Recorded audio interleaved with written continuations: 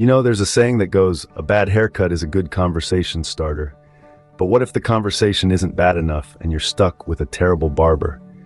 Buckle up, folks, because I've got a tale to spin. Picture this: a small town, one barber shop, one barber, and a man named George. George isn't fond of his barber.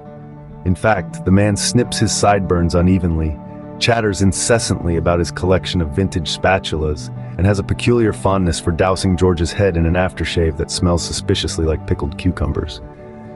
But does George switch barbers? No. Why, you ask? Because George, dear listeners, is a creature of habit. Now, this isn't a tale of heroics, nor is it a love story.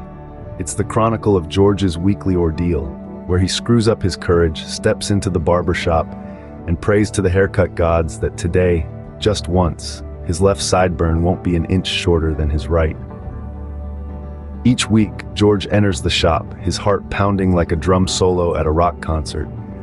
He takes his place on the dreaded barber's chair, closes his eyes, and endures the onslaught of the barber's chatter. He grimaces as the scent of the dreaded pickle aftershave wafts into his nostrils. He clenches his fists when the barber steps back, grinning like a Cheshire cat, revealing the masterpiece of uneven sideburns. But does George complain? No. Instead, he smiles, pays, and leaves, promising to return next week. On his way out, he even waves to the barber, a small, resigned gesture of surrender. So why does George keep going back? Well, folks, sometimes the devil you know is better than the devil you don't.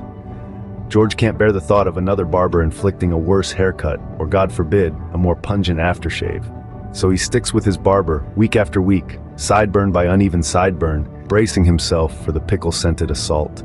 In essence, this is a tale of endurance, of a man's will to face the same barber, the same chatter, and the same cucumber aftershave, week after week, without losing his sanity. It's a testament to George's tenacity, his perseverance, and his oddly specific fear of change. So folks, next time you're suffering through a bad haircut, remember George. And remember, it could always be worse.